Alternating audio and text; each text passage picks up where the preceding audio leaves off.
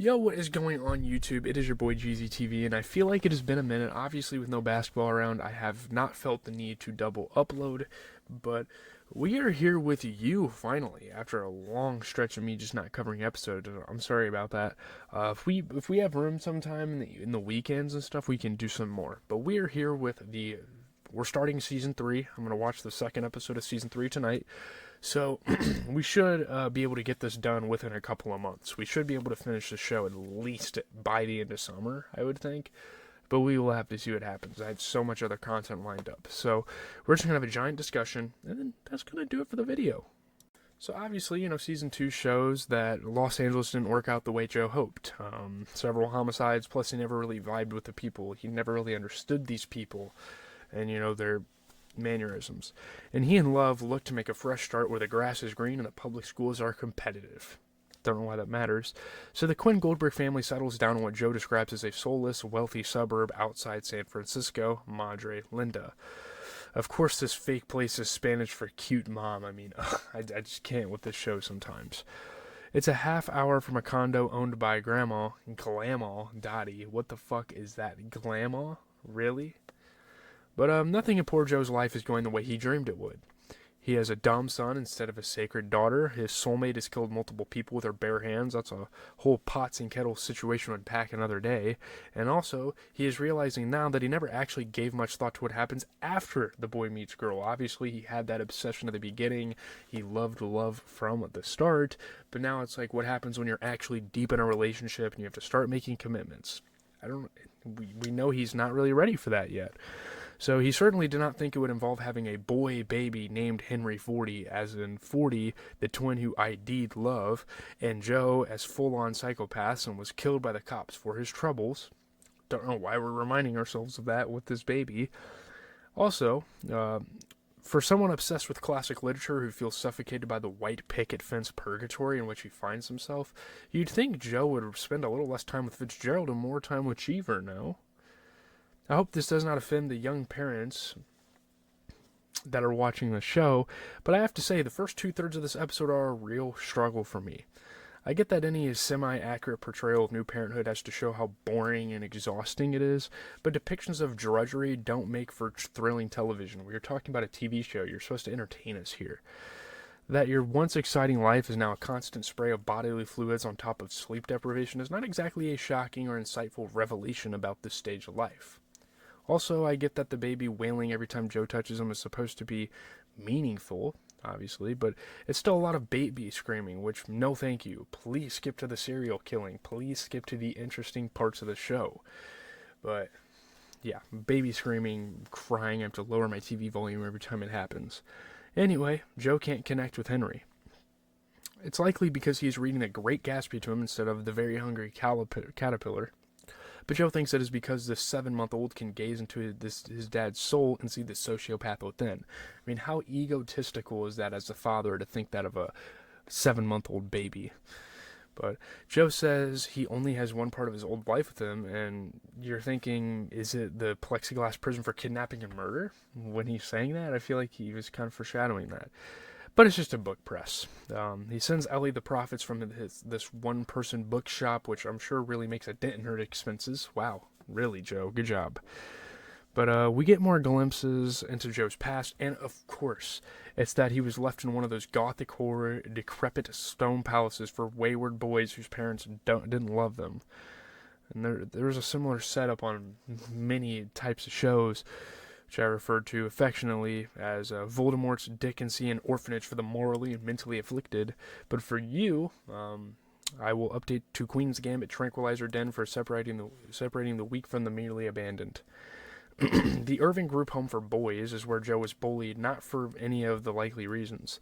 His fixation on old hardcover books, having an unusually low voice for a child, but because he insists, against all obvious evidence, that his mother will come back for him. She will. You guys were all left behind, but Joe definitely wasn't. Like, what is going on here? He really has hope that his mother was coming back. No wonder he got bullied.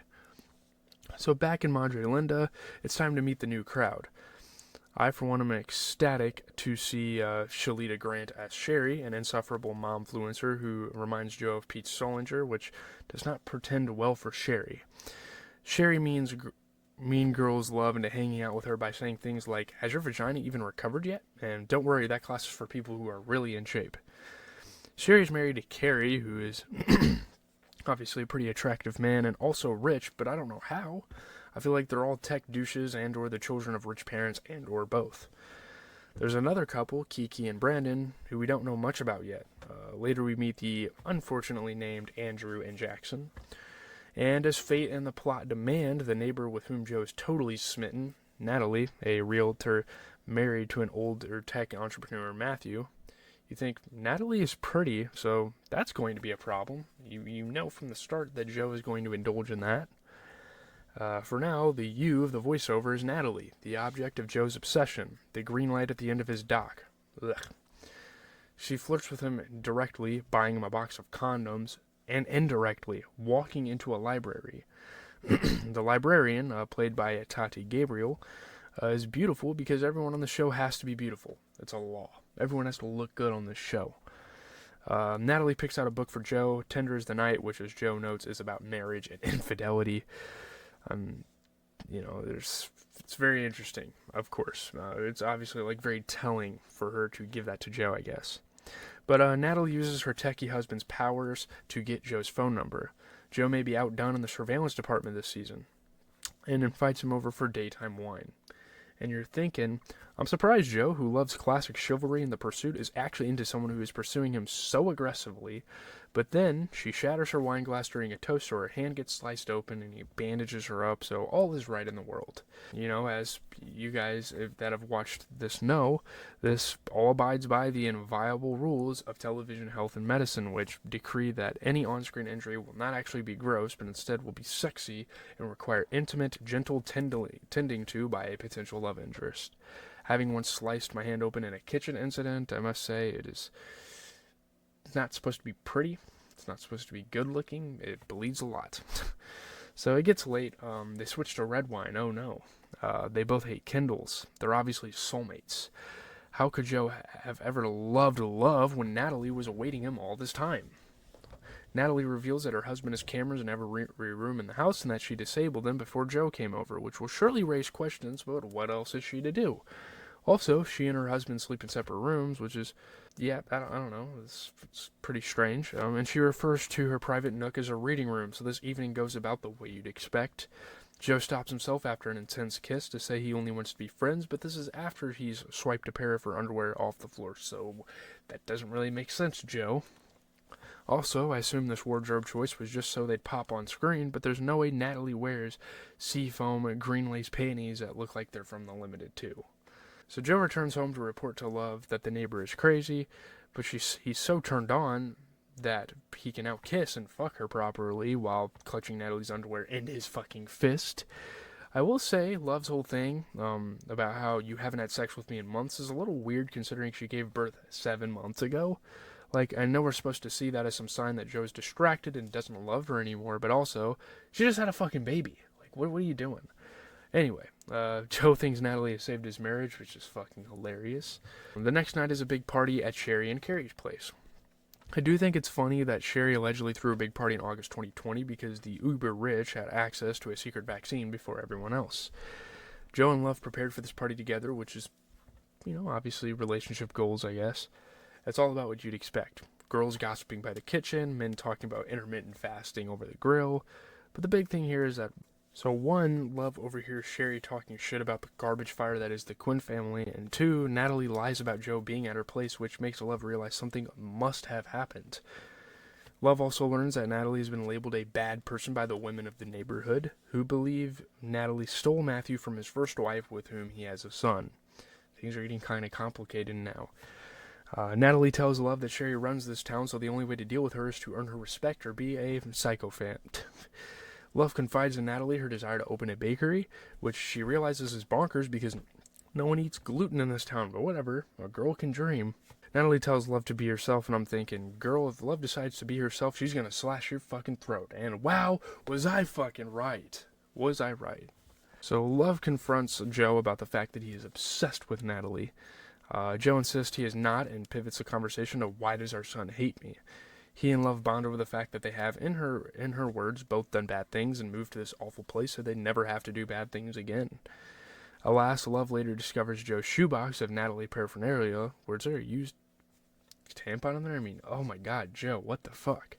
So this story can only end one way. So, Love tells Natalie she's interested in that bakery space Natalie mentioned, the one that has the best industrial grade walk-in freezer on the market and a giant storage room. Just a perfect basement for murder and or constructing a human aquarium complete with an axe. So wow, everything's kind of setting up to be fucking perfect for Love. Holy shit. You have your own murdering lair. Good job. I have to say, I am grateful that it didn't even take more than one episode, for Natalie to meet her inevitable demise, and that Joe is starting this season on his fucking heels. It's fun to watch him be out crazied by someone. I think that's a really cool dynamic that they kind of bring to the show. So just as Joe is making parenting progress, reading Frog and Toad to his kid at the library, great choice, he gets a call from his wife, who's standing over Natalie's dead body. I think we need to go to couples therapy, which is one way of addressing your insatiable bloodlust. I mean, what the hell, Love? Love is fucking psychotic. She has gone full damn psycho on them. So, yeah, it's gonna get really interesting to watch the second episode and to kind of see that aftermath. But I'm out, guys. I'm gonna try to keep these concise. This was a pretty simple episode. You're obviously meeting a bunch of new characters, and you're in this completely different setting, which there's a new setting for every season. I don't know if that's gonna become formulaic and wear itself out, but we will have to see, guys. Leave a like, comment, and subscribe. As always, this has been your boy GZTV, back with another video. Yeah, these are kind of my low effort videos. I barely really put stuff into this, but I just kind of want to have a conversation. I just kind of want to have a chance to kind of come on here, talk to you guys about a TV show, and just kind of be done with it. And especially since You isn't that popular of a show, really. It's on Netflix, so that really says something. But yeah,